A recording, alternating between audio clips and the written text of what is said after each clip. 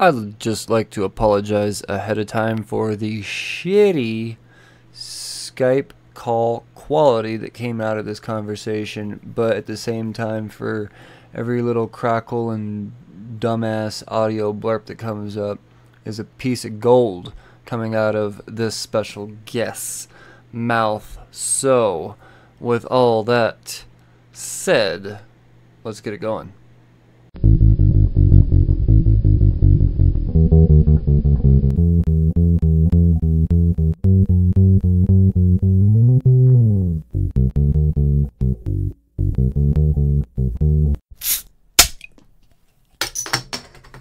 Hello again, and welcome to the Cheers to Comics podcast. I am your host, Brian Wayne, and this is another Creator Corner segment, and this is an ultra special one. Before I'm going to tease you a little bit. Before I let you know who's on here, I'd like to give a quick shout out to our sponsors, westcoastgeek.com.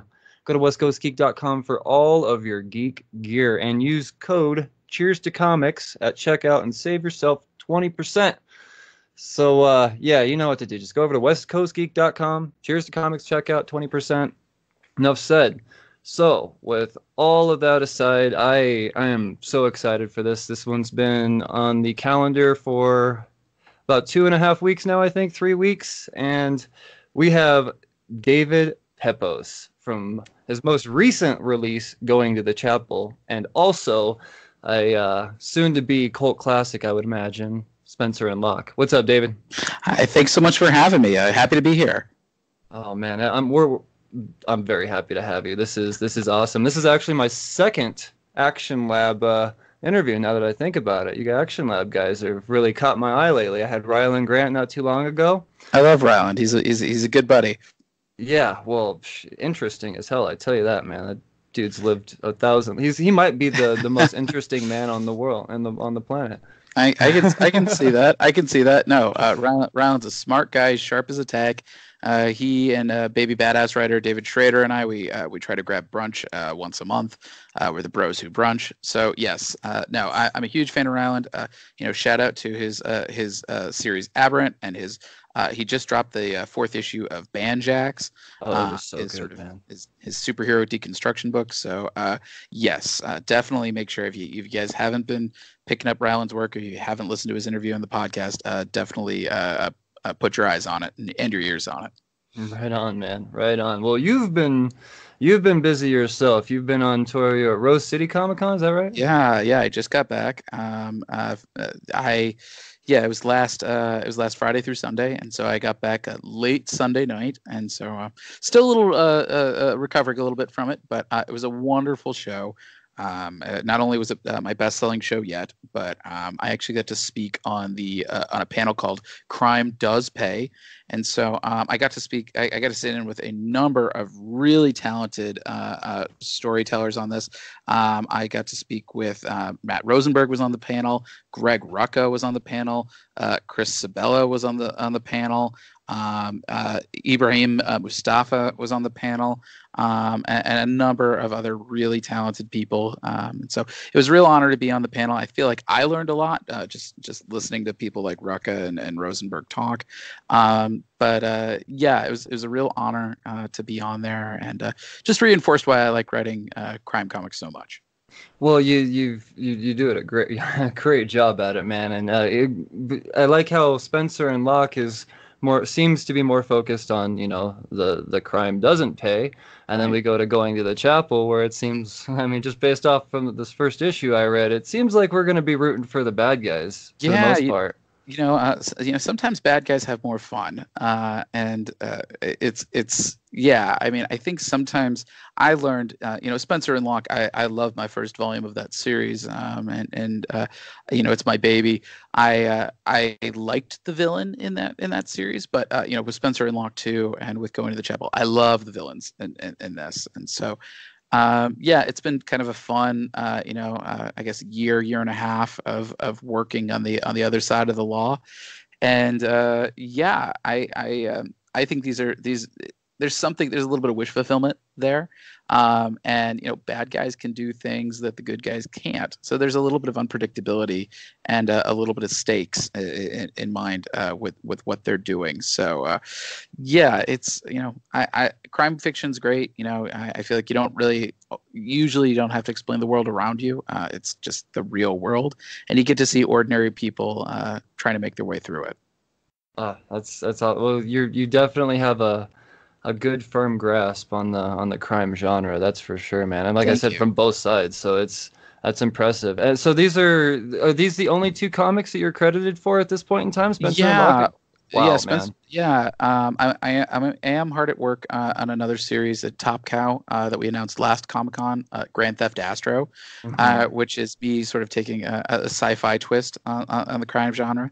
But yeah, these are my I guess Spencer and Locke 2, and now Going to the Chapel. I guess those are my first 3 books, and so I am still kind of a newcomer out here.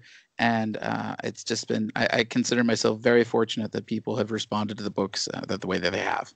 Well, you came out swinging, man. Some knockout punches right off the bat. I think you're sitting at 3-0 right now as your record. So, well, congratulations. I mean, it's hard to tell that you're a new writer. That's for well. How long have you been writing in general? Not necessarily how long not necessarily since Spencer and Locke came out. Yeah. I can't imagine that was the first thing you ever wrote. No, well, so it's interesting. My career's been a little bit of a zigzag. I got my start in the comics industry a little over a decade ago. I interned at DC Comics. I worked on Batman R.I.P., Final Crisis, Green Lantern Secret Origin, Trinity, a number of other books that were going on at the time. And actually, when you talk about sort of my start as a writer, my background's in journalism. Okay. I was a crime reporter. I was a state politics reporter, and on top of that, besides working at a newspaper, I actually worked in the comics press. I was a reviewer at Newsarama. I wrote reviews for about a decade. And those things really helped me not be too afraid of a word count or a deadline. And I think particularly the reviews helped me kind of articulate what I did and didn't like in comic storytelling. And that made it a little easier for me to establish my own voice and my own ethos as a creator. For example, I'm not usually a big fan of decompression. I feel like that's a tool that's got to be used pretty sparingly. And so most of my books, even Going to the Chapel, they're pretty dense. With Chapel, while we didn't necessarily get as far in the plot development, we did introduce 15 characters in one issue.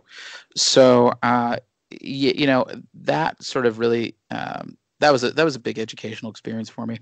And then beyond that, I had started writing short scripts a few years back. I wrote one short script a day for 90 days. Just a short comic script, 6 pages or 8 pages, just enough to get the structure down.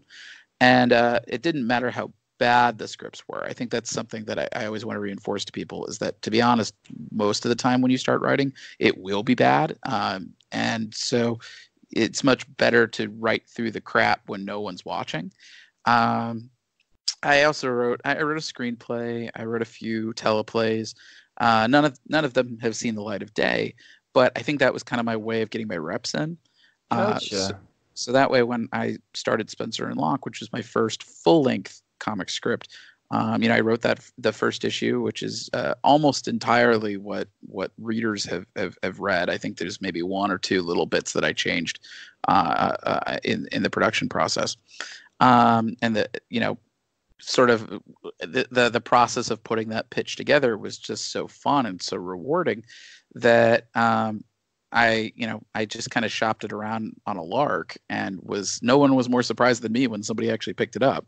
So it was kind of luck and kind of happenstance, and sort of me kind of dipping my toes very, very, very slowly into the industry that I've wound up here. And like I've said, I couldn't be more grateful to the people at Action Lab who took a shot on me, and the readers who and the retailers and the press who all really kind of came together and made us the little indie that could. Well, they knew that they had something great on their hands, man. You guys are like the next. I mean, Action Lab's Beyonce. Like, seriously, Thank you. yeah, I mean, you don't. They knew you had gold, and yeah, you just don't pass. You throw everything you have into it because you know it's gonna be amazing. And oh man, I could not be. I'm so glad. I'm so grateful that you sent me those reader copies Oh, please. It's of my pleasure. Spencer and Locke. So you're going through the writing process. You're young. Yeah, Who are you trying to? Who are you influenced by when you're writing? Who were the sure. writers that said, like, okay, no, that who's the one that sparked the writing bug, if you will? So if there was any one writer that sparked the bug in me, it was classic Frank Miller. I'm a '90s kid. I remember reading Daredevil, The Man Without Fear. My parents had picked up a Target bundle, which is sort of showing how old I am. Mm-hmm. Just Target used to sell little batches of singles, and so they had things like the Clone Saga or Age of Apocalypse, or in this case, Daredevil, The Man Without Fear. And that was kind of I was pretty young. I was probably 7, maybe 8 at most, and that was the moment where the light bulb kind of went up over my head that real writers and artists made these things. It wasn't just some sort of a committee room, but these had a very singular artistic focus and vision, I should say. Frank Miller really was a big influence on me. Daredevil was of course the big one for me. But then as I read Batman: The Dark Knight Returns, that kind of made me realize, like, oh, that wasn't a one-off. Like Mm-hmm. this is the guy. And then reading his work on Sin City when I was in college. That actually was part of the reason why Spencer and Locke started as this kind of hard-boiled noir story. Is I wanted to kind of channel Frank Miller as best as I could. He's got a very unique voice about him, but I think more importantly is that Frank, when he's at his best, is always experimenting with layout and pacing and form. Yep. And so that, I always think about the scene in Dark Knight Returns where you see like 4 panels of Martha Wayne's pearls snapping, and it's just showing just how agonizingly long this was for Bruce. So, he was a big influence on me, but there's been a number of others. There's Jeff Johns, his run on Green Lantern, and in particular, there's Teen Titans, and then especially his JSA run. I think that's grossly overlooked, but he did an issue with Damage and Liberty Bell that has always really influenced the way that I write. For those who haven't read the story or haven't read Infinite Crisis, Damage was a member of the Justice Society who got his face disfigured by Flash villain Zoom. And so this issue of JSA, they're having a rematch, and Damage has Zoom in a headlock, and he's basically threatening to sort of blow up Zoom, but it could also kind of blow up half of Atlanta. And Liberty Bell walks up to Damage, and she says, like, "Come on, let him go. Like, it's not worth it." And Damage says, "Look what he did to my face." And she just points to the logo on her chest, which, for those who don't know who Liberty Bell is, she's got the Liberty Bell symbol on her chest with the damaged bell, and she just points at it and she goes, "Just because something has a crack in it doesn't mean you throw it away." Mm-hmm. And so that's like a top 5 single issue Wow. for me. I often think about that issue in terms of how do you get to the heart of the characters through their central metaphor. Devin Grayson, her run on Batman Gotham Knights in the early 2000s with artist Roger Robinson. It has criminally never been collected by DC, but it is available in Comixology. That was a huge influence on me, sort of being able to look at Batman and his extended family through this very character-driven, very tragic lens. This was to sort of date that run. This was around the time when just before Batman was framed for murder.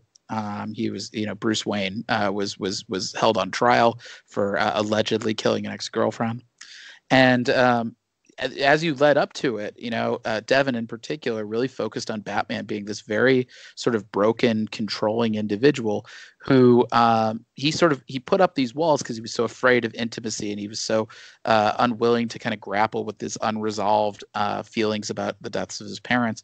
And so he's a loner who somehow has built a family around him, but their dynamic is he always keeps them at arm's length. And sometimes he does things that will specifically tick them off to keep them at arm's length. And I thought that psychology was so interesting. Um, there are certainly a few others. Warren Ellis, his Oh run yeah. on Moon Knight in particular. I mean, I mean, his run on Transmetropolitan is sort of one of the Legendary. greatest of all time. But Moon Knight was also a very big influence on Spencer and Locke. You know, the sort of the intensity that he would bring to each of his stories, and the fact that they were each one shots. I totally I sense that too. I really do. Just I mean, it's not necessarily a personality change, but it's Yeah. it's a you know version of reality change. Right. And oh man, it's Yeah. brilliant. It really is. And you could totally get a Moon Knight vibe out of it without Yeah. yeah. So you know, and I'm sure there are plenty of others. You know, big fan of J. Michael Straczynski's run of Amazing Spider-Man and Thor. You know, Grant Morrison, of course. You know, even Mark Miller. You know, I remember reading Ultimates, and while I think that series hasn't necessarily aged as well in a post-Marvel Cinematic Universe world, we'd all be lying to ourselves if we didn't say that if without the Ultimates, I'm not sure these movies would exist, or at least not exist in their current incarnation. So, you know, I tend to try to take a lot from the writers that I particularly enjoy.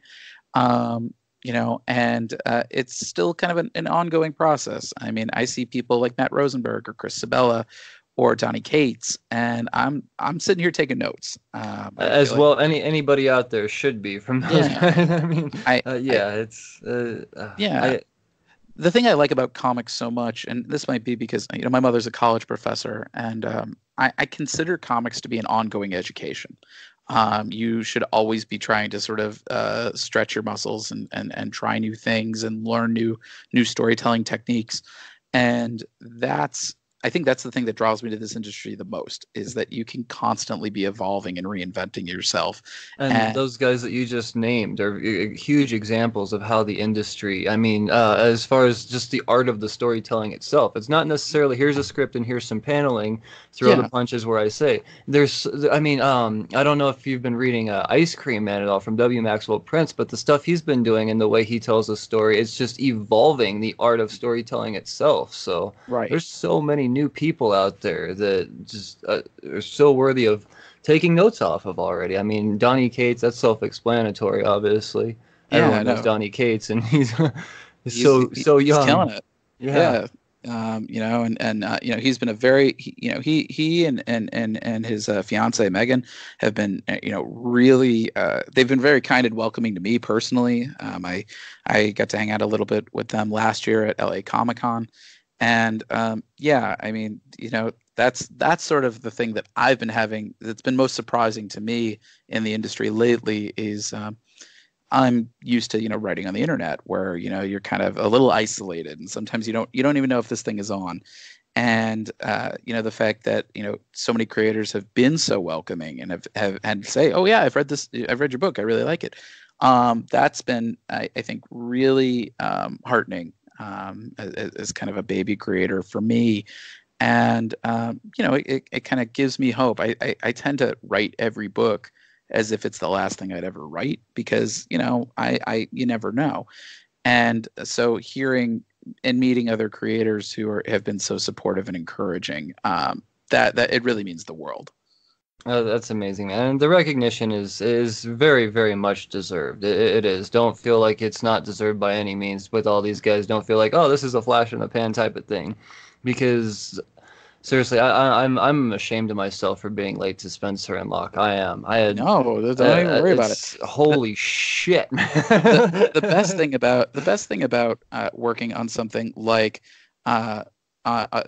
working on Spencer and Locke 2 and working on Going to the Chapel is that you know, we've had people rediscover the first book, and you know, I don't think it's anybody's fault if they didn't hear about our first volume. I mean, you know, while I think we certainly came out of the gate swinging, you know, it was my first book.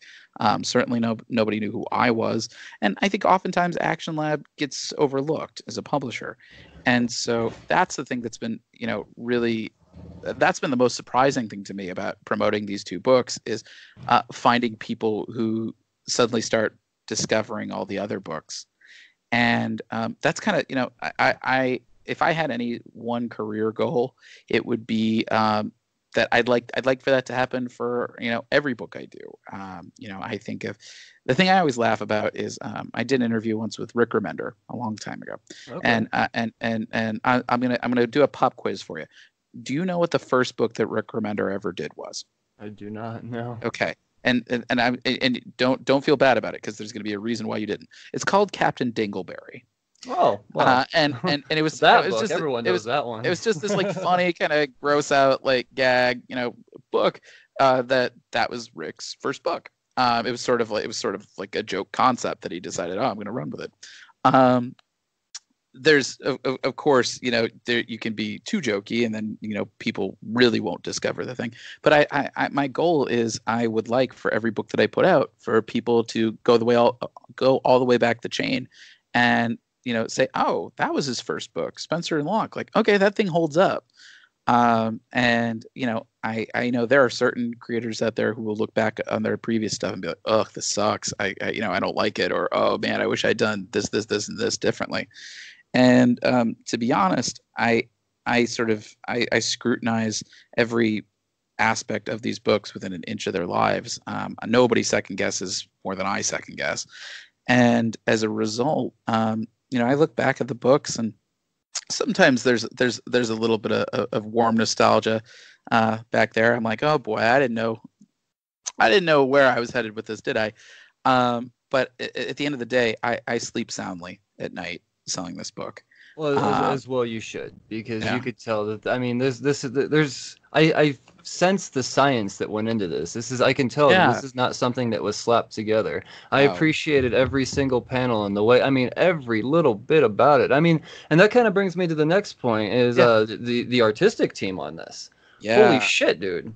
Yeah. I mean, we could start with Spencer&Locke, but both teams you've worked with are amazing. So let's start at the Yeah. beginning, as I like to do. Sure. So you pitched this script to Action Lab. Do you already have an artist team in Yes. mind, or you do? I already- These are your boys. Yeah, well, so I actually, for with the exception of Spencer&Locke too, because we already had the team in place for that. Right. For Spencer&Locke, the first 6 pages of the book, that's what we pitched to Action Lab, and that very first cover, that's what we pitched to Action Lab.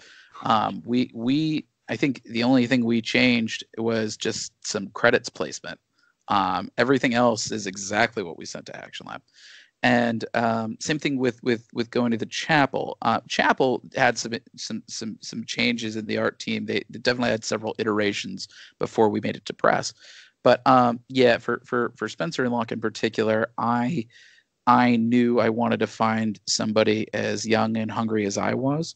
So I actually looked at some of the art schools. I looked at some of the people who were in art school. Look and at you, did this man. That's graduate program. awesome. You just made two dudes' careers with an amazing idea, and because you Yeah. appreciated the little guy and you didn't seek out the Stegmans and the masters out there. see. Well, the thing is you. It's very kind that you would think that the masters would agree to do my stuff, because keep in mind, I mean, this was my first book, Spencer&Locke. It's not like I had a calling card that I could show people to say, hey, this is what I'm capable of. But just the pitch line of the adult Calvin and Hobbes and Sin City, if that's not enough to get you a little wet in the groin, man, like I don't know. Surprised, that I mean, that was the thing about Spencer&Locke in general was, I loved the pitch idea, and I felt fully confident that we were able to, knock this thing out.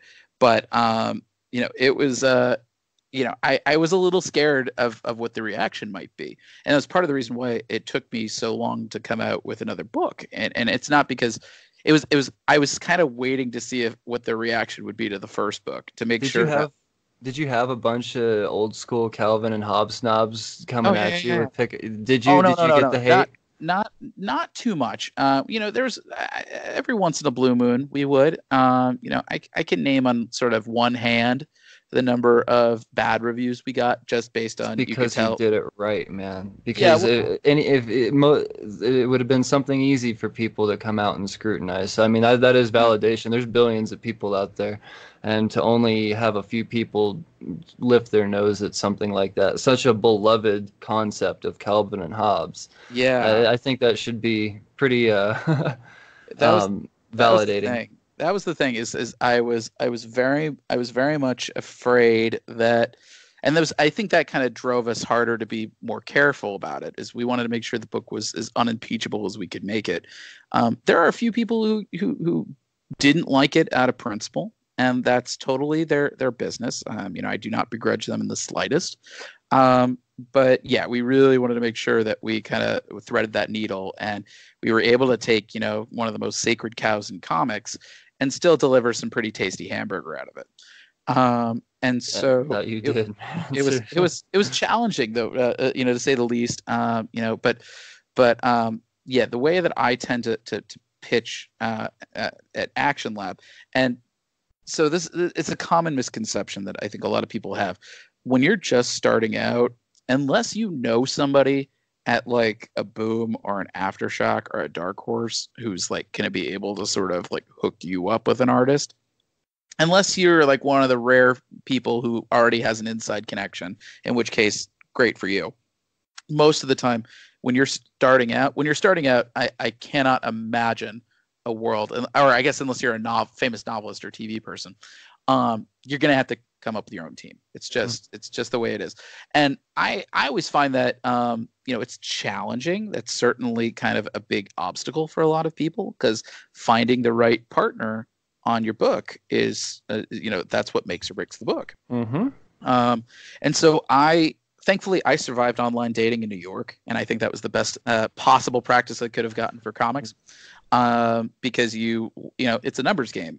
You're gonna send out a lot of messages. 80% of them you won't get a response to, and then you're gonna get responses from people who you're gonna find out pretty quick. Oh, like it's not gonna work. Like we're not gonna be able to. The scheduling's not gonna work, or we're not gonna be able to come to a rate or an arrangement that will satisfy everybody.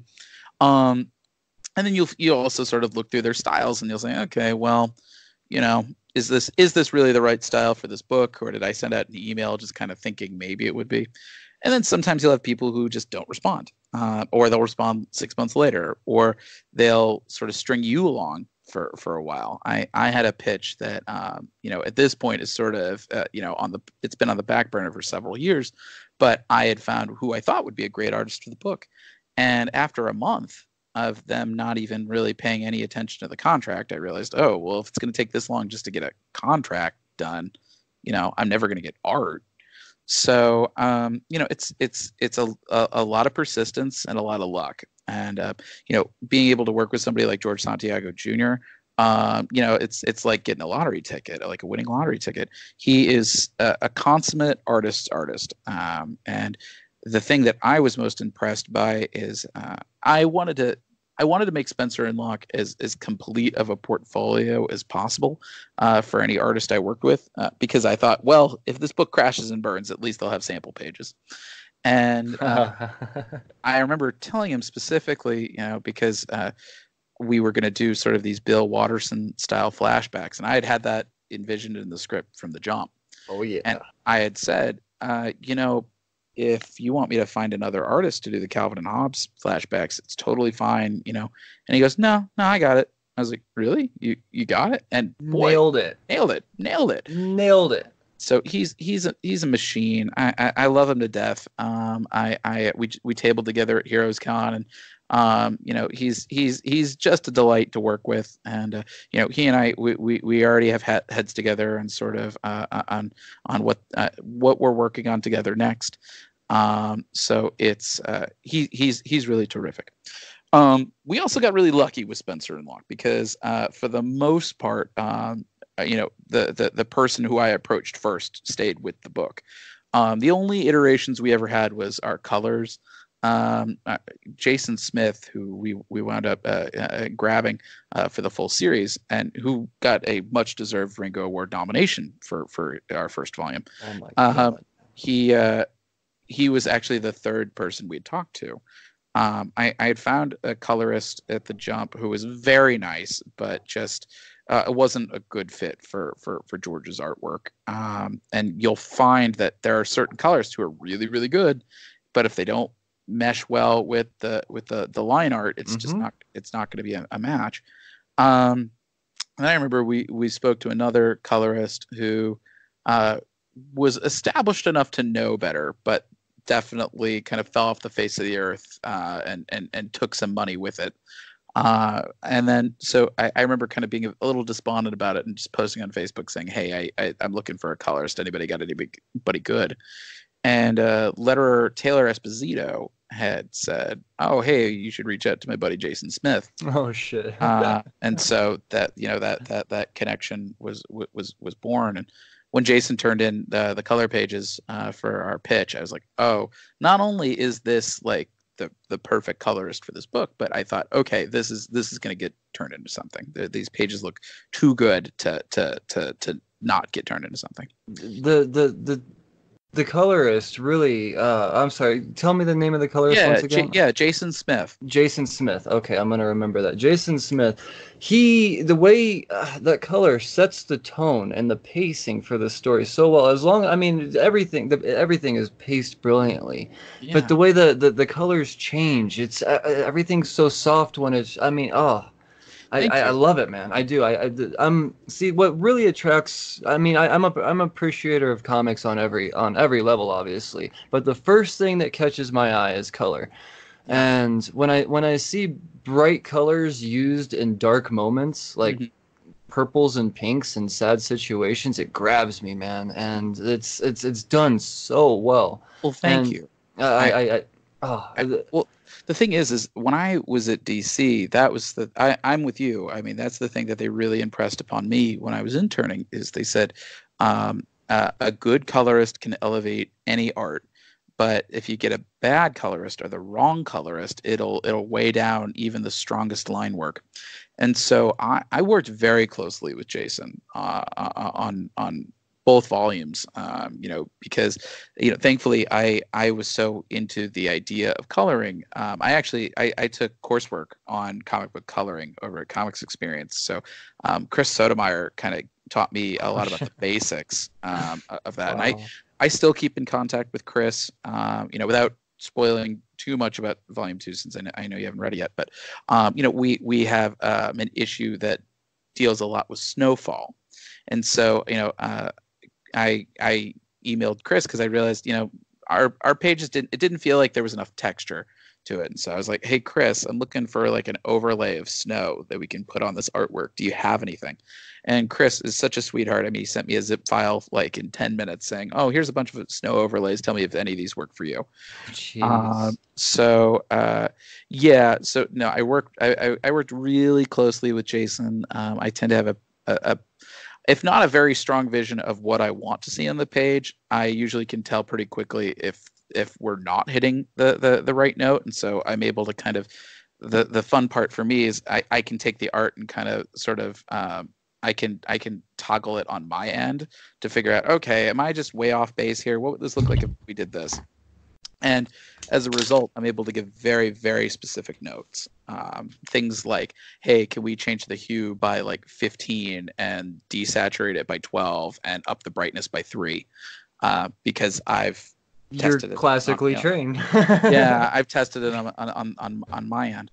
And then I always want to give a shout out to Colin Bell. He was our letterer on Spencer&Locke. And see, that was my next thing. That was something that I did not want to go without touching on. Is your letterer, man? The inner dialogue written out in journal type of form. That was Colin's idea. That was all Colin's idea. Dude, it looked great. It did. It really did. And it's in cursive.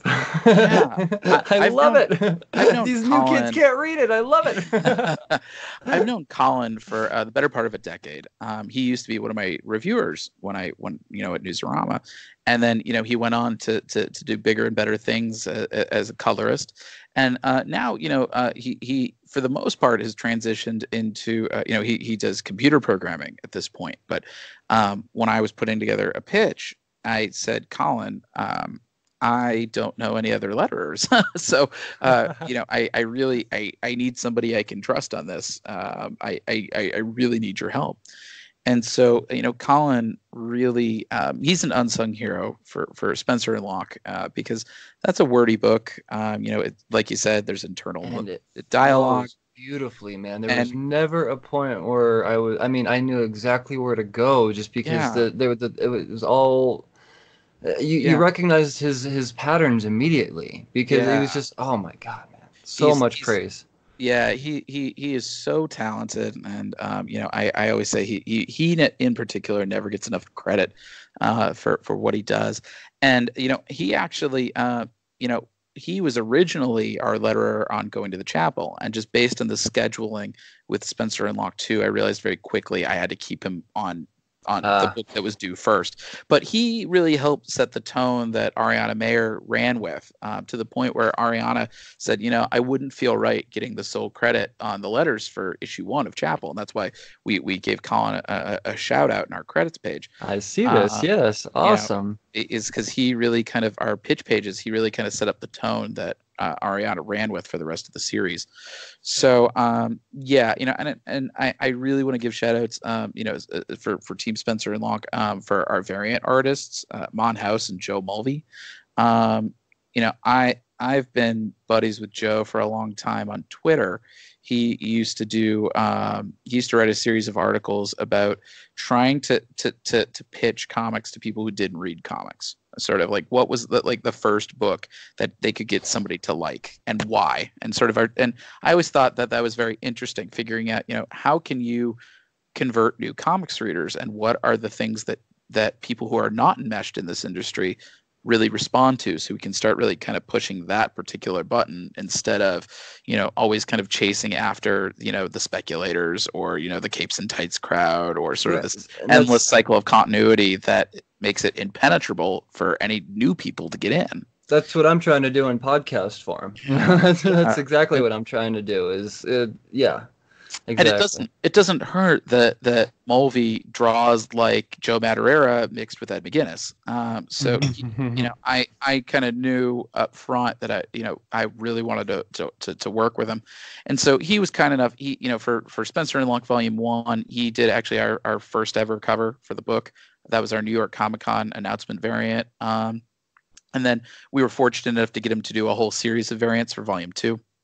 And then Mon House, I consider him to be the best cover artist in comics that you've never heard of. He is so terrific. He and we've sort of made a promise to each other that I'm like, any book that I work on, if you want to do a variant cover, you feel free. He's just got this wonderfully gritty style that I think it speaks really high. It speaks to Spencer&Locke's tone. And so Mon has done now 8 variant covers for Spencer&Locke, and did another 4 for Going to the Chapel. So is he the cover B on Spencer? He's our B cover. Oh yeah. When you said gritty, I pointed at. Oh my God, man, that is amazing. Yeah, and I remember distinctly when he turned in his first cover, and I remember turning my girlfriend, and I was just like, this guy's the real deal. That's the sort of stuff, like, you could get a poster made of that on your wall. Oh, I would easily have this print up just on issue 1, just alone. I would easily have this print up on my wall, man. And that's I think if I have any sort of secret to my success, it's always, I looked at Justin Jordan in the Strange Talent of Luther Strode, and I used that as sort of my big playbook. Whereas, that was his breakout hit. It sold a bunch of copies. Got an Image deal, which quickly got him to DC, and then and I believe some work at Marvel. And he's just been, he's had almost a decade, or at least a decade, of sort of creator-owned success based off of Luther Strode. And I would say that out of all the great decisions that Justin made on that book, and he made several, his best decision was working with Tradd Moore. Tradd is, I would say, he's probably one of the most innovative and revolutionary artists. Silver Surfer Black right now, dude. This is incredible. Next level fucking art. It is incredible is just there's not a word. There's It's not a word for capital it. They A. haven't made it yet. Yes, and I thought to myself, I always try to think to myself, well, who's going to be the next Tradmore? And I sincerely think George will have a career in comics as long as he wants one. And I think Gavin Guidry, our artist in Going to the Chapel, he's the same way. I always feel like if I can get a creative team whose pages look so good and so unimpeachable, it doesn't matter what I write. Smooth, man. Guidry's are so smooth, and Yeah. it plays. It helps. It helps with these 15 characters that you introduced the first time they're introduced, because they're drawn so you know who they so are. correctly. You know exactly who they are, and that helps with your voice too, because all of these characters also already have their own distinguishable voice. Everyone from grandma to the shitty mom to the shitty dad, everyone. It's everybody's already recognizable. 15 characters immediately, so you know who they are. And that's I think if I have any one talent, I wouldn't even necessarily say it's me as a writer. I'd say it's me as a talent scout. I think I'm pretty picky when it comes to comic art, and so when I like something, I jump on it, and so it's funny because I feel like a lot of times when I start working with artists, I have a lot of notes in the thumbnail stage, and a lot of times they're like, I'm like, who is this guy, like, with all these notes? And then suddenly when it all comes together, then they're like, oh, I got it. I get it. I get what he was talking about now. Like, he seemed crazy when we were at the beginning, but now I get that, like, there was a method to the madness. And ultimately, I think once the final product comes in, and once they see the way people respond so strongly to the final product, people tend to forgive me. I think then they start to realize, okay, like, we're all just trying to kind of bring this book to the next possible level. And I always try to look at it not as how I would as a writer or even as an editor, but if I had to review a book without myself being attached to it, what would I have said, or what would any of reviewers that I know would have said? That's wise. And I try to kind of head that off at the pass by saying, I would much rather this note come from me than from a stranger. It Very wise, man. Yeah. So, it does mean that I'm a little bit more involved in the general, I guess, editorial process than most writers. I think I'm a little more hands-on, but I think the results speak for themselves. Clearly. When are we going to the Chapel 2? Issue 2 is going to be coming out October 23rd. You can still pre-order. You can pre-order it for another little less than 2 weeks.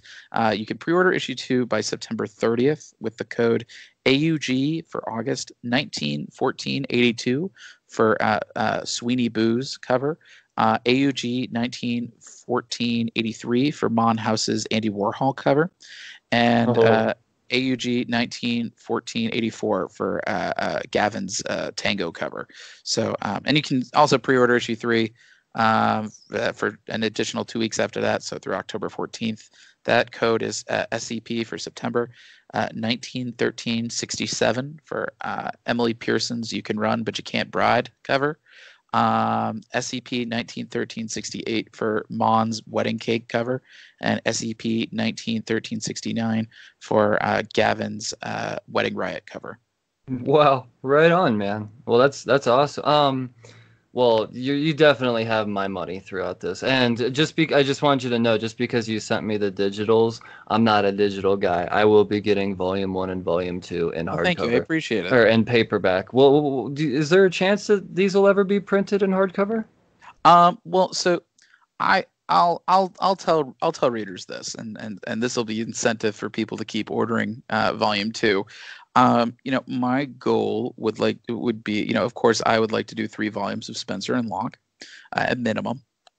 I think 3 is a nice solid number. That's a trilogy, and it would be great if we got a trilogy. Sort of my end goal would be that to eventually do a hardcover collecting the whole thing. It deserves. I mean, this is a coffee table read, man. This is Yeah, something you could really. When you were saying earlier, oh, what do you new to comics? What do you read? I really think this is one of those books that could be recommended now. thank you. I have something new to recommend to people that are new to comics, and I don't like superheroes and tights. Right. So yes, I mean, It's one of those things for Chapel. I'm never gonna say never, but because that one it feels more self-contained. We're doing a 4-issue miniseries with it, and while I would never say never about doing sequels, that was an involved book to write. Spencer&Locke, because we had such a tight, intimate cast, we're able to kind of really hit the ground running and sort of move very quickly from setting to setting and issue to issue. Going to the chapel, it's 15 people trapped in a chapel in one location. And while I wouldn't say I have ideas for where you could do more stories similar to this, it's just a challenging story to write. Gavin and I, we wound up having to actually choreograph the whole book like a football play. So Gavin could actually build a blueprint for this chapel. He actually built a fully rendered 3-dimensional chapel on SketchUp, which he was then able to kind of manipulate, in 360 degrees. And by doing that, that meant I had to sort of lay out for him, okay, where is everybody going to be at any one time? And so it's kind of like a murder mystery meets bit. I mean that's kind of what at least based off of the first issue, the two things that came to mind first as far as pop culture reference. Well, yeah. I mean, murder mystery isn't a pop culture reference by any means, but just an idea. But I also kind of got like a Kill Bill vibe out of this. Is that am I far off on that? No, I mean, for me, look, Tarantino is a big influence on this book. For me, I'm looking at things like Pulp Fiction and Reservoir Dogs even more than Kill Bill, in part because when I say that I like Tarantino, I say that I like Tarantino's pacing. I like his ability to juggle action and humor. I like the way that he always messes around with structure. And he's a master of a million words without ever getting bored. And once again, that's something that Another reason why I relate that to this, and that's a shine on you, man. I'm not admittedly, I'm not a fan of wordy dialogue because I've got a little pea brain. but when it's interesting and it's engaging, just like a Tarantino conversation is 100% of the time. Right. It's no. I'm sure it's pretty easy for these actors of his to memorize all of his lines because they're so good, despite how many words there are. And that relates to, I mean, this book here. There's a lot going on, but every single conversation I'm 100% engaged in. I mean, at this point in time, my favorite character is BJ. BJ, the best man. That's me every time. Don't do it, bro. Don't do it. Well, BJ is for those who aren't aware of going to the chapel. I mean, just to give everybody the quick high concept, it's Die Hard meets Wedding Crashers. It's about a gang of bank robbers that thinks robbing rich people's weddings would be easier than robbing banks, and finding out just how wrong they are. Mm-hmm. And the inspiration behind the book was I was the worst best man of all time at a wedding. One of my oldest friends got married a few years ago, and his wedding was in North Carolina. I live in Los Angeles. And so trying to plan a bachelor party on the wrong side of the country was kind of a recipe for disaster.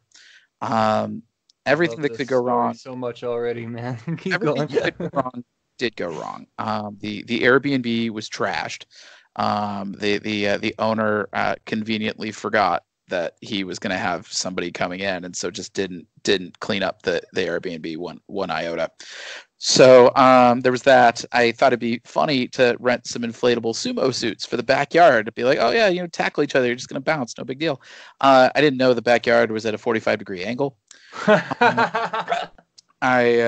Some groomsmen actually bailed on the bachelor party at the last minute, like within 72 hours of the bachelor party starting, because they decided they didn't want to pay money. And then sort of the cherry on top of this poop Sunday was that I actually was hospitalized for a kidney stone right before the bachelor party. So I actually missed the whole thing. Oh shit. I was actually medically grounded by a doctor. I was told I could not fly. Because that could potentially cause the stone to move and could then cause a medical emergency, which would then make them have to land the plane. So I was not allowed to fly. So I missed this whole party, and I'm sitting there on painkillers, and I'm trying to troubleshoot this just bachelor party from hell on the wrong side of the country. I thought to myself, well, at least it didn't happen during the wedding. And then I thought, what if it did? And that became really the kernel that started going to the chapel, because I thought, at first the worst thing that could happen would be if the father of the bride hired some leg breakers to kind of convince my friend to call the thing off. Oh, the old shotgun, but backwards. But then I realized, no, the worst thing would have been is if my friend's fiance suddenly got cold feet. And that's really the heart of going to the chapel. Our hero is not the bank robbers. It's actually the bride. It's her name's Emily Anderson, and she's a wealthy heiress who is having some second thoughts about walking down the aisle. But before she can say anything, this group of bank robbers, known as the Bad Elvis Gang, they take over the wedding. They're looking for a priceless diamond necklace that's been on loan for the event. $250 million, man. Yeah, they're just flashing it all over the news, saying, "Look where this thing's at." Yeah, and so the problem is that Emily's family is so dysfunctional that what should have been a very simple smash and grab gets turned into a full blown standoff with the police. So old lady hitting the life alert, dude. I love this. So Emily's going to have to become the ringleader of her own hostage situation to try to figure out, not only to try to escape walking down the aisle, but to figure out where her happily ever after really lies.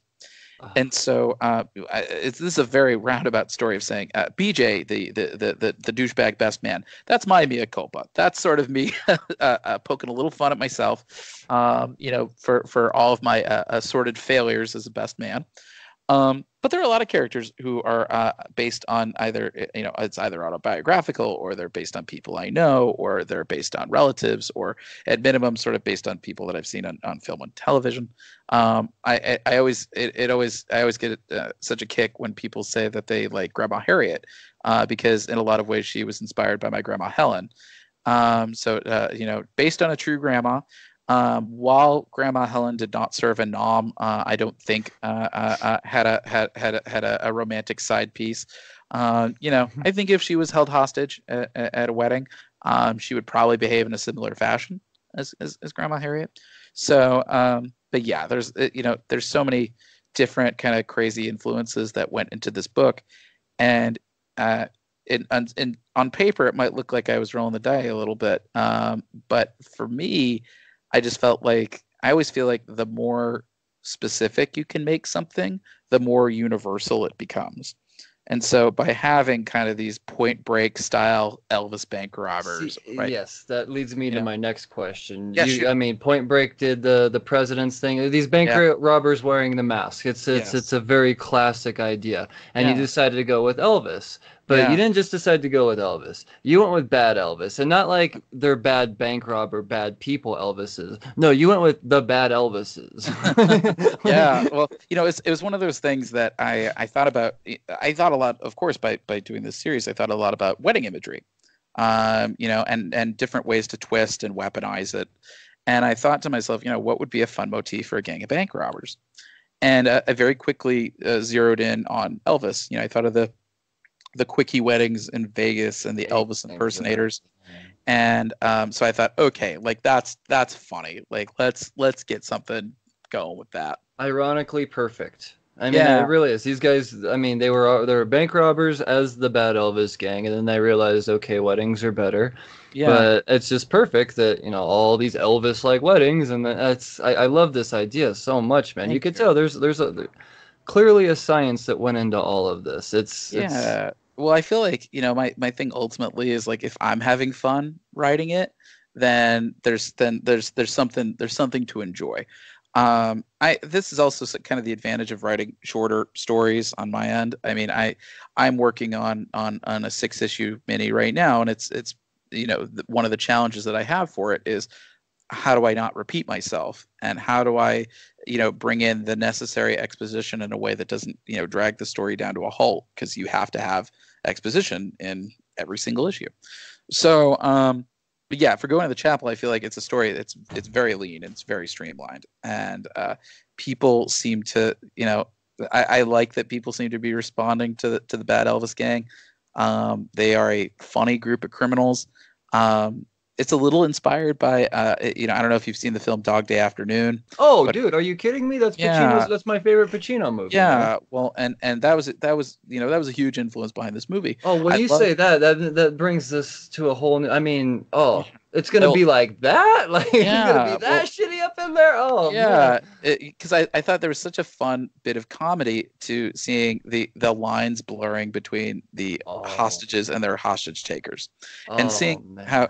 at the beginning of Dog Day Afternoon, of course, bank robbers walk in, they waving around guns, you're terrified, and then like by like midway through the movie, they're kind of like palling around and like, Exactly. um, Oh and man, and this and makes me so excited. yeah, and so seeing kind of how the dynamic between the Bad Elvis gang and Emily's very very dysfunctional family uh, starts to evolve over time.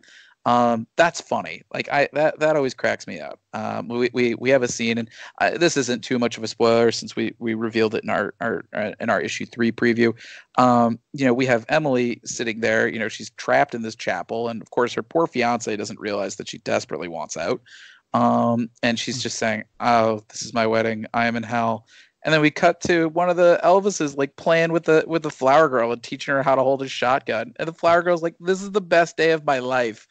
Oh man. These are the kinds of moments that like, for me, part of the reason why people ask me all the time, why do you do genre mashups or tonal mashups? And for me, it's a lazy writer's trick. If I can sort of be able to shift gears whenever the words aren't flowing, that's an easy cheat for me.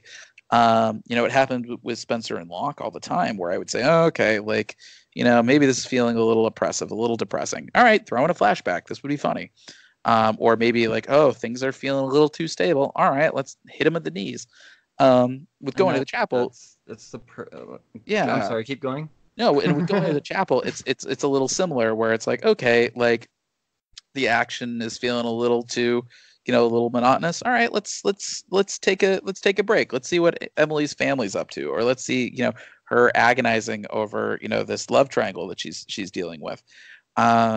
And then, oh, okay, we've spent enough time, hanging out with the family. Maybe we Let's need cut to to, the groom. yeah, or, oh, we've spent a little too much time, doing character stuff. All right, let's goose this up. Let's like throw in some action. It's when I'm able to work between two different extremes, it's much easier for me as a writer, because I'm always able to switch gears. It's only when, I sort of have to commit to one type of story that it's not impossible to write. It just becomes more challenging for me to write, because then I don't really have wiggle room. I just have to commit to one direction and I have to stick with it. So, but yeah, I feel like things like Dog Day Afternoon, the film Death at a Funeral, which a lot of people Okay. haven't Okay. seen. Most people might know it. Chris Rock did a remake of it Mm-hmm. some years back, but it was originally a British film, and that was the story of the world's worst funeral. And it was about this father dies and how his family is trying to give him a dignified send off, but they are so dysfunctional, and everything that can go wrong does go wrong, including Peter Dinklage is in the movie, and we Mm-hmm. find out that Peter Dinklage was actually the father's lover, and he has photographs to prove it. Yep. And so he's like, if you don't pay me $10,000, I'm going to show these photos to your mom. And so it's sort of that becomes like one of the subplots is like, how do we get this guy like away and not blackmailing us because we can't afford it. And just catastrophe and hilarity ensues. I remember distinctly another subplot of one of the sisters or cousins. She brings her new boyfriend around. This is basically his way of like being introduced to the family, and he's so nervous about the whole thing because they're about to mention that they got engaged.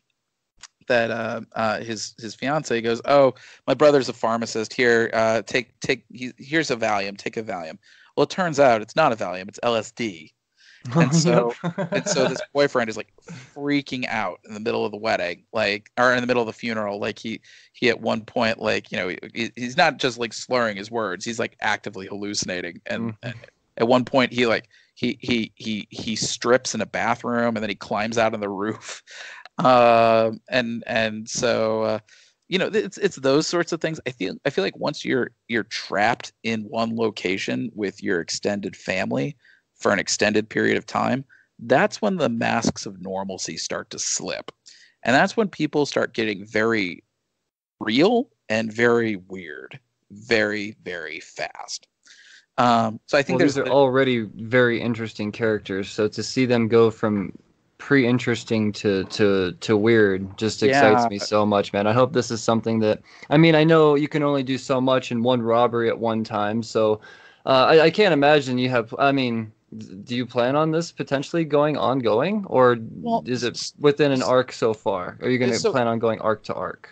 yeah, I mean, it's one of those things. This particular heist slash hostage situation is already laid out. It's already done. We already planned getting it done within 4 issues.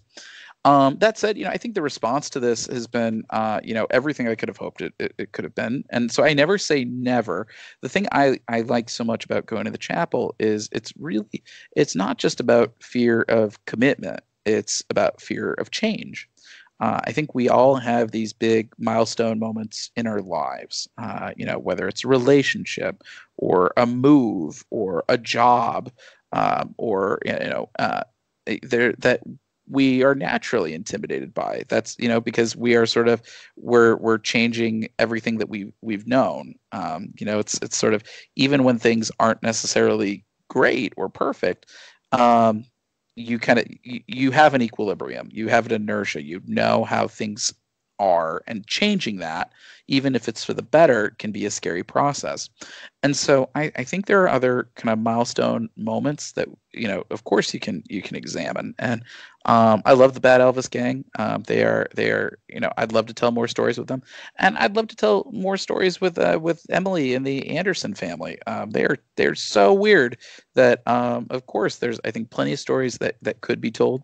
I always say, if the father of the bride can pull it off, so can we. If they can pull off a part two, so could we. And so I am. It's never say never. I mean, the thing is that when I was working on Spencer&Locke too, I didn't have any other projects to be working on. That was really the project I was working on.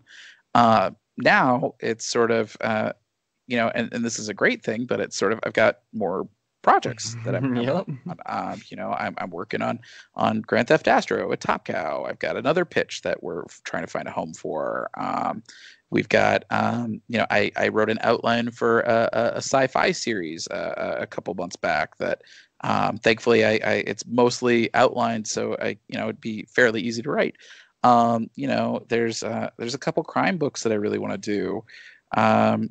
And I had a publisher ask me recently to put together an outline on another series. So when you put all of these things together, it's very busy, on top of just promoting going to the chapel. Oh, absolutely. And like I say, it's a challenging story to write. And the other caveat that I always give, because you're not the first person to ask me this, and first off, 2 weeks ago, I think it's so flattering to hear you ask that, because I feel like, oh, for me, 2 weeks ago, we didn't even know if this thing was going to bomb or not. Like so it's one of those things. I haven't even really broached it with the rest of the team. And just like Spencer&Locke, I told George, I said, I think there's a lot of things we could do for a volume 2, but I don't want to do a volume 2 without you. That's kind of how I feel with Chapel. I mean, a sequel would not be the same without Gavin and Liz and Ariana.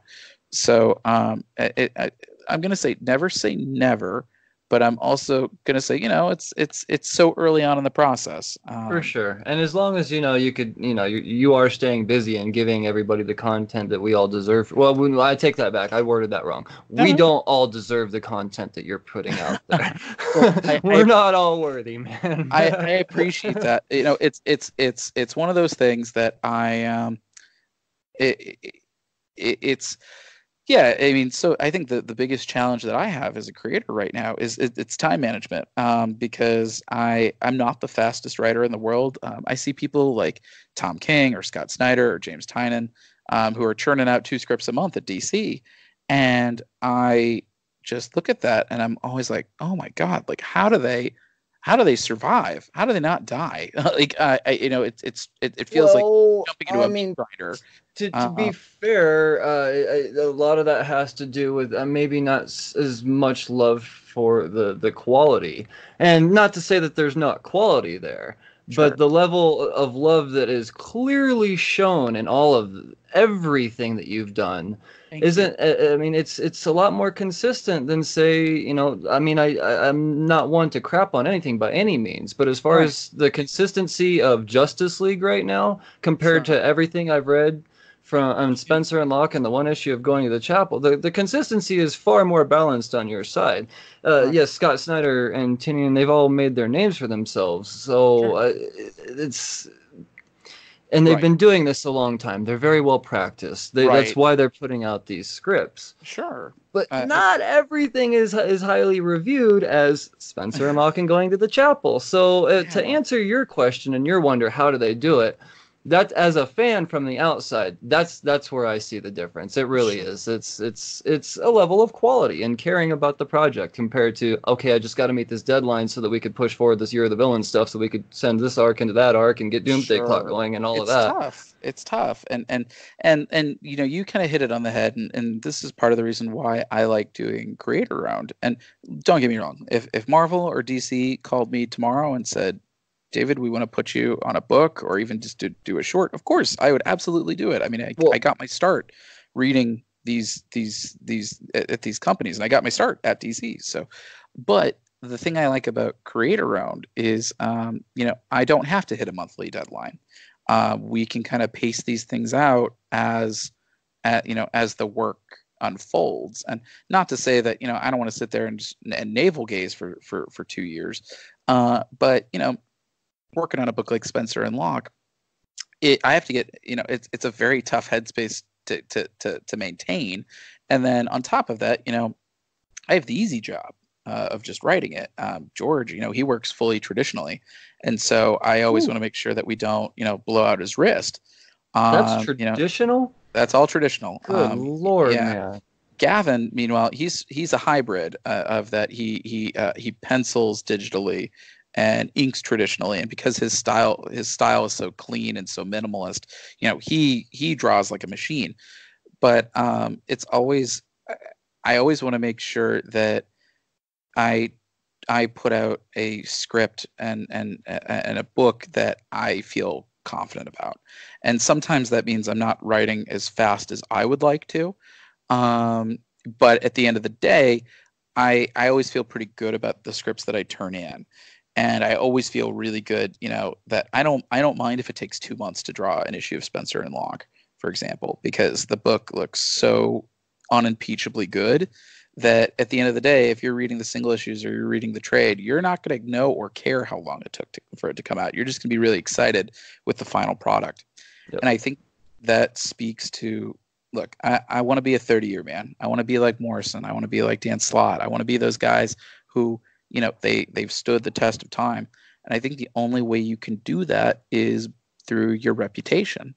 I don't think, I don't think it's necessarily about the quantity of your work. I think it's about, do you have work that's evergreen, and do you have books that you can consistently sell for years at a time, and people still get the same kick out of it. Yep. We've been really fortunate with Spencer&Locke that that it's a book now that's our first issue came out April of 2017, so our trade is a little over 2 years old, and yet we've almost blown through our entire first print run of it in 2 years. I've sold over 1,000 copies myself by hand. That's incredible, man. And it's because I think it speaks to the skill of the team that I'm working with, but I think it also speaks to, we took our time to make a product that is I think stands toe to toe with anything in the independent market, and that's what I want. I think as a reviewer, or as a former reviewer, I think people have always, I think being a reviewer is a great way to learn how to write. I think it is a bad way to position yourself to get into a position of writing, because oftentimes editors they'll have a preconceived notion of you, and often it'll be adversarial.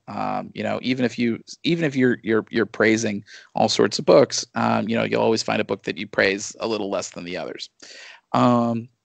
And so I think for Spencer&Locke, I had to really fight twice as hard to show people, hey, no, I can do this. I can write.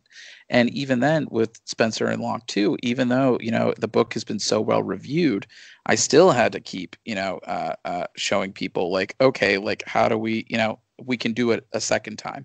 And even then people were saying, all right, well, maybe that's just a fluke.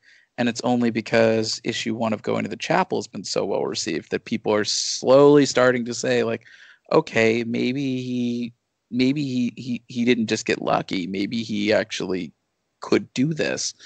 So, I think reputation, that's the thing. And so even if, I know people, there are people like Cullen Bunn, or, Cullen Bunn, I sort of look at as the chief example. He's putting out a new creator-owned book like every other month. Seriously.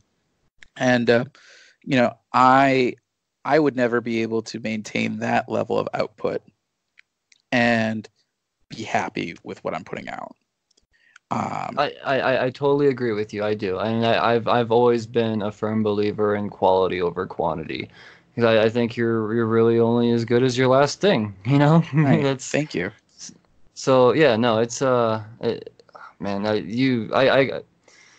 I'm predicting the future here, dude. You will definitely be a 30-year man, and Thank you. this is incredible for this being your first. I mean, like I said, I've only read the first volume of Spencer&Locke, and I purposely put off 2 because I didn't realize there was such a limited amount out there, and with how much I loved it, I was nope, not binging it all in one night. Just you wait. I'm very excited for you to read through volume 2, because I think too, man. I think the whole team leveled up. Riley. Riley. Oh He's my god, man. Ref. Yeah. And so it's been a super fun book. People have really responded so well to it. It's actually the number 1 best rated indie comic on Comic Book Roundup. It has been since July, which is just kind of crazy to me. This is me being arrogant. I was just looking at the Chapel reviews, but I see that it's apparently the 4th best ranked book overall. Well deserved. Behind House of X, Die, and Immortal Hulk. That's huge, dude. I will take that. Fucking huge, dude. I'll take that. I'm sure that won't last. I'm sure if Absolute Carnage doesn't overtake us very soon, I'll be shocked. But yeah, I mean, it's just I think. But then issue 2 of Going to the Chapel will come out, and people, I think issue 1 was the one that I was most worried about, because it is comparatively our slow issue. We're introducing a lot of people. If people like our first issue, they're gonna love the rest of the series.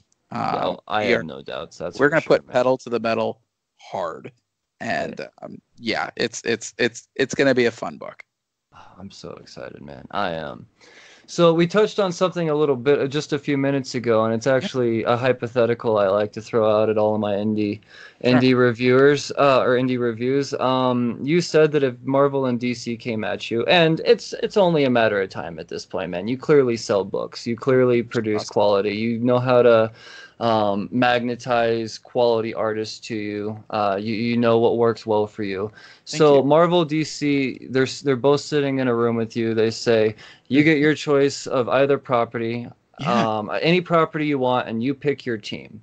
sure. Who are you writing the next 100 issues of? Sure. Well, I mean, I feel like saying Justice League or Avengers would be a cheat because, I always think of Mark Miller when he and Bendis were talking about New Avengers, and he was like, well, I used to read the Justice League because you got all the favorite characters. Why don't you bring Wolverine and Spider-Man into the Avengers? Team books are hard, man. Well, I don't know. You got 15 players and going to the chapel. You're clearly that was part of the reason why I wrote Going to the Chapel was I said, well, consider resume status. I'm a huge fan of Grant Morrison and Howard Porter's JLA. That's like a desert read book for me. But if I had to pick like a solo thing and not a team book, I would say either Shazam or Doctor Strange. Wow. I would, and I've met with a few people at DC, and I feel like I would kind of give my eye teeth to write Billy Batson, and I've said as such, because I feel like Billy is he's like Avatar: The Last Airbender, the cartoon, not the movie, of the DC universe, and that he's someone who's been gifted with incredible power, but he's still young, and he's still a little naive to the ways of the world, and in certain ways that's a good thing, because there's sort of a singularity of vision that he has, and maybe you call it the wisdom of Solomon, maybe you call it the wisdom of a child. I mean, sometimes we live in such a complicated and cynical world that having that sort of innocence to your vision kind of cuts through all the crap. On the other hand, I think his arc is, how does he grow into his power?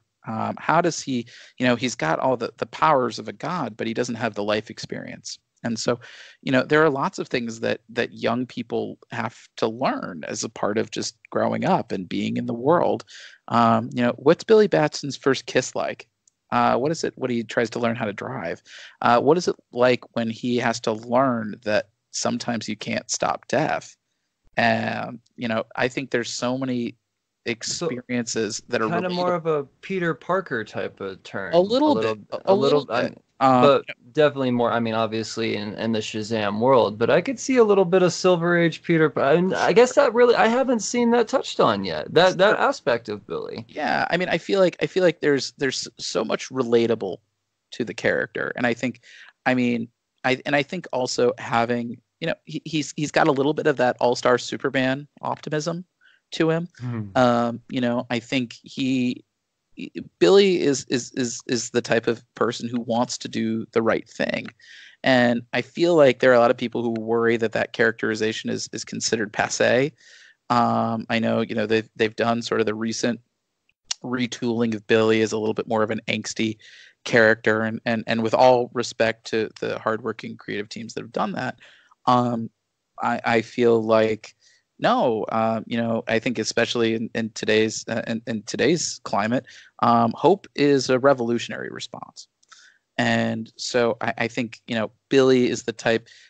I think the other thing is that when I was growing up, I never really understood magic stories. I was just like, oh, they seem so random. And now I realize that, magic stories, they're about externalizing characterization, internal conflict.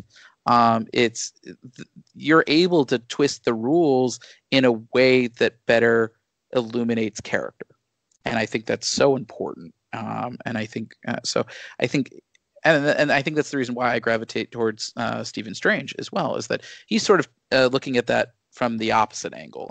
Stephen he's lived a life. He's a little bit more cynical. He a little jaded, a little arrogant in ways. And sort of being able to have him look at magic with a fresher eye, I think, is really important for him as a character. Without giving too much away about sort of my dream pitch for that story. Right. I think The Sorcerer's Apprentice really will have a big impact on him, and I think there are lots of characters in the Marvel universe that can really speak well to Stephen Strange's ongoing character. Holy shit, man. My mind just melted a little bit. What an idea of a concept. You know, Doctor Strange is ending in the next issue, so Marvel, if you're listening, Jeff Johns is obviously taking notes on your Shazam stuff right now. It's very much so. That's why it's delayed, actually. This isn't the first time even that you've been, I know you've been secretly having meetings with Johns. That's why it's delayed. It's one of those things that but there's, there are so many people who say, "Oh, I want to write Batman," or "Oh, I want to write Spider-Man," and I'd love to write like a short with either of those, but I feel like there have been so many amazing Batman and Spider-Man stories that have already been done, and so that's why I give lots of credit to people like Scott Snyder or Dan Slott who have done these long visionary runs on these characters and managed to tell something new for characters that have 80 years of history. I tend to gravitate towards the characters that haven't gotten that kind of love. The fixer-uppers. I sort of say, okay, like, Deathlock. Boy, if Marvel let me do it, I would love to do a Deathlock pitch. I've got a Deathlock idea that would make your toes curl. People think I'm joking, but I talk about Captain Planet all the time, where I'm like, and I don't know who has the rights to Captain Planet, because Ted Turner himself helped develop the property, so he's very protective of it. But I think Don Cheadle owns it at this point. I would love to dust off Captain Planet for the 21st century, and I think there's so much wiggle room to explore characterization and metaphor and really dig into. If we still remember these characters, there's clearly something about them that we like. What is it, and how can we leverage that to get people to fall in love with these characters all over again? And I look at Jeff Johns, to be quite honest. I mean, his run on Green Lantern, I think, is kind of the textbook example of taking a character who not only didn't have a lot of love, but Hal Jordan, before Jeff got his hands on him, was like, he was about as a character assassinated as you could possibly get. And Jeff turned him around and made people remember why we loved the character and turned him into an icon. And so I look to that, and Warren Ellis with Moon Knight. Before that run, nobody liked Moon Knight. No. I mean, there were a handful of people, but it's like Tobias in Arrested Development. There were dozens of them. But suddenly that Warren Ellis, Declan Shalvey run comes out, and suddenly, not suddenly, but a few years later, suddenly Moon Knight's getting a TV show. So I'm always the guy who's gravitating towards the C list and the D list. I feel like there's less expectations that go into it. There's more room to kind of try something a little bit more radical. But and it's way outside the realm of crime, because those aren't necessarily crime-driven characters. No, Shazam and Strange. I mean, I could see Moon Knight for sure, but you're doing your Moon Knight in your own way right now, and it's beautiful. Right, it really is. It's one of those things that, I mean, don't get me wrong. I love writing crime because I think it's very accessible, and you don't have to explain the world around you, and there's already inherent human stakes, whether you are trying to commit a crime or trying to prevent one. But I think the thing about licensed characters especially is there's so much history to draw from. Even though, even if you've never written a single word, it kind of, if you're a comics reader, you kind of have an idea in your head of what Batman sounds like or what Spider-Man sounds like. There's history there. You, as a comics writer, do not have to come up, unless you're doing like a Donny Cates, where he's sort of doing like, a retcon of Eddie Brock's history. Right. You don't ordinarily have to do that. There's so much backstory that you can kind of pick and choose what you want and let that inform your take. And that's something that licensed books have they do have over creator owned, is that, you're able to take that history and use it as your own shorthand. You don't have to do the sort of crazy character development. Instead, you're sort of, it's almost like you're sifting for gold. You take kind of that clay that has been left out there, and you start kind of sifting it and figuring out like, oh, this is cool, Oh, Billy Batson, but he, the wisdom of Solomon. Okay, that's Billy's best power. And it's a little bit of almost like a Rorschach test, where you sort of see the things that you respond to the most. But yeah, I mean, I guess I don't always talk about this in interviews, but part of the thing that I did before I wrote Spencer&Locke, part of the reason I wrote it was I wasn't responding to a lot of books I was reading, especially at the big two. This was sort of at the tail end of the New 52, and so at the time I thought to myself, well, I didn't necessarily believe that DC needed 52 titles, but I said, if that's the mandate, what would my 52 titles be? So I wrote 52 pitches. Wow. Saying, okay, my rules being that the only characters that get duplication are Batman gets 2 titles. He gets Batman and Detective Comics, and Superman gets 2 titles, Superman and Action Comics. And beyond that, what are the other 48 titles that you're going to do? And what's your twist on them? And I think that was really helpful for me, as sort of almost as a writing exercise, because you're able to take these characters and really kind of like say, okay, like what speaks to me about them.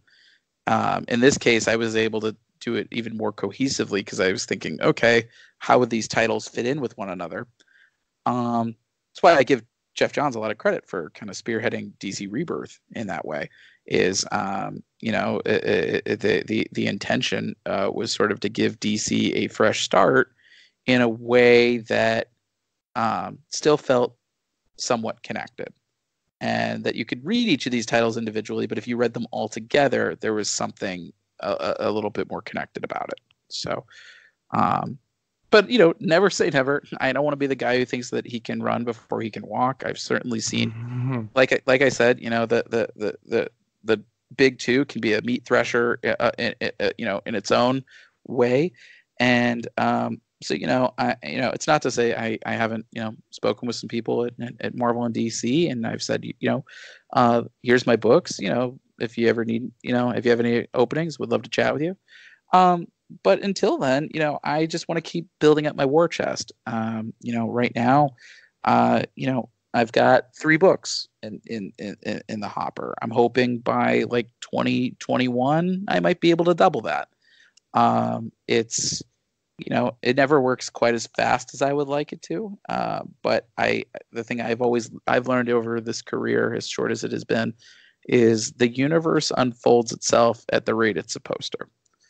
And the more you try to force that, the more things are going to blow up in your face. It's just going to resist, man. Yeah. So I think sometimes the universe is trying to say something, and sometimes you just got to sit back and try to listen to it. I could not agree any more with that, man. And with what you've been putting out between these, the 3 books at the moment, the 2 volumes of Spencer&Locke, and then going to the chapel. And it'd be silly for anybody that has read this stuff to not be excited about what you have in the hopper and what's coming in the future. And I know I'm fully on board with everything. I can't. I mean, like I said, I'm putting off the Spencer&Locke because I want to space it out. But yeah.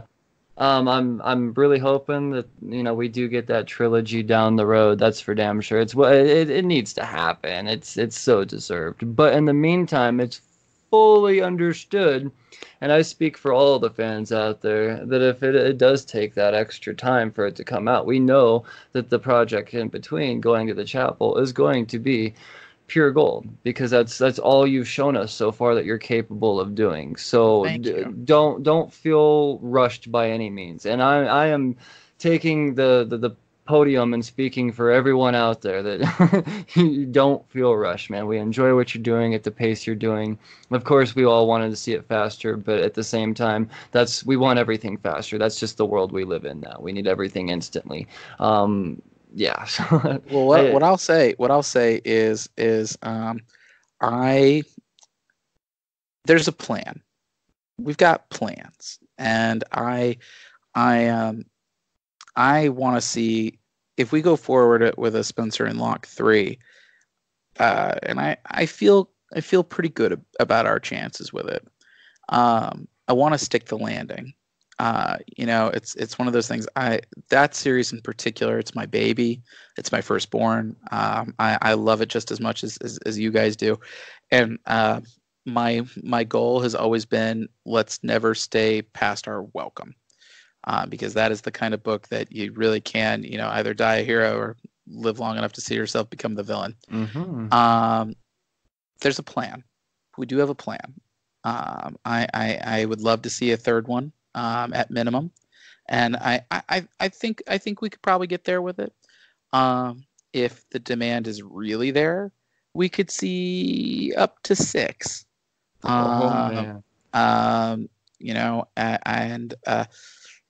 It's all kind of never say never, and it's based on a lot of criteria and a lot of variables. But I want to do right by our readers, and so I don't want to bite off more than I can chew, and that's why we've been planning things for a long time, and fingers crossed we'll be able to start figuring some stuff out sooner rather than later. Right on, man. Right on. Well, I know that you are still dragging ass from that big tour that you did, and a little bit, yes. You're probably hungry because it's getting late at night. Sure. I could have a dozen more questions to ask you, so I think I'm just gonna put you on the spot and invite you on after the first volume of Going to the Chapel comes Thank on, and you. maybe we can. Happy to do it. Yeah, our awesome. trade's coming out Sweet. Valentine's Day week, so hit me up and we'll chat anytime. Dude, yeah, because I still have a number of questions to ask you. I don't want to keep you on, man. I understand how it is. You're a busy guy. No. But I appreciate you taking the time, and I appreciate all your listeners listening. And like I said, pre-orders really make or break books like Going to the Chapel. So you can pre-order issues 2 and 3 of Going to the Chapel now at anywhere comics are sold. You can find your local comic shop at www.comicshoplocator.com. If you live out in a place that doesn't have a comic shop, there are stores like Midtown Comics and Things from Another World and Bedrock City Comics that actually do shipping around the country. You got to add Mile High Comics in there too. That's my Mile local High comic book store. Yes, yeah. Mile High Comics, who has been nothing but generous and supportive to me as a writer. They have been lovely people. And yeah, they got so excited when they heard I was doing this, because I'm in real close with them. So yeah, when they heard I was doing this, like, oh shit, dude. They are wonderful people who I tend to do shop calls before a new series drops, and so I called them before Spencer&Locke 2, and they were nothing but generous and kind. And so yeah, anywhere comics are sold, you can pre-order Going to the Chapel.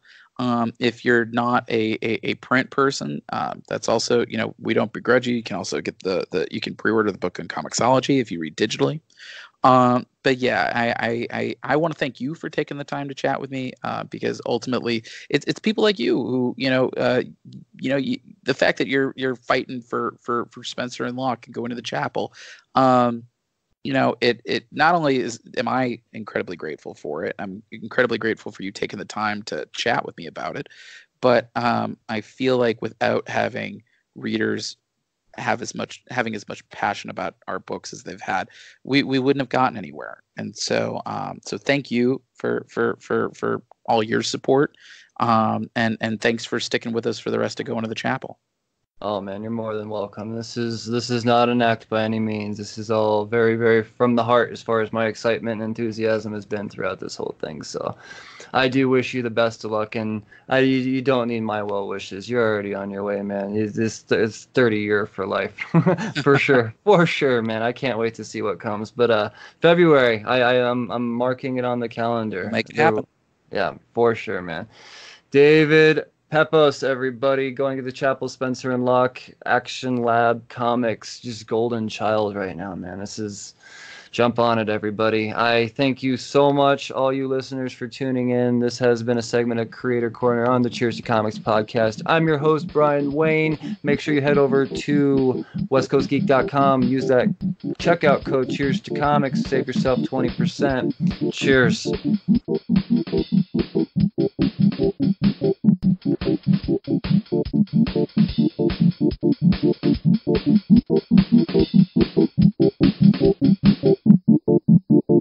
So you're obviously into listening to podcasts, and if you're not, you're clearly lost because this is a podcast and you've taken a wrong turn on the internet somewhere.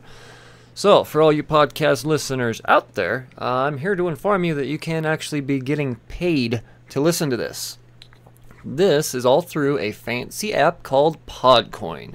Download the Podcoin app and use referral code COMICS and get yourself 300 coins to get started. What do you do with these coins? Well, these coins can be used to obtain certain things like gift certificates and other valuable things that you would use in your day-to-day life. Or if you're of the more charitable sort, you could rack up these coins and give them to certain charitable organizations. And, warm your heart that way, just by doing the things that you would normally be doing anyways. And that would be listening to the Cheers to Comics podcast. So, hop on the Podcoin app, New Year's code comics, and start earning immediately.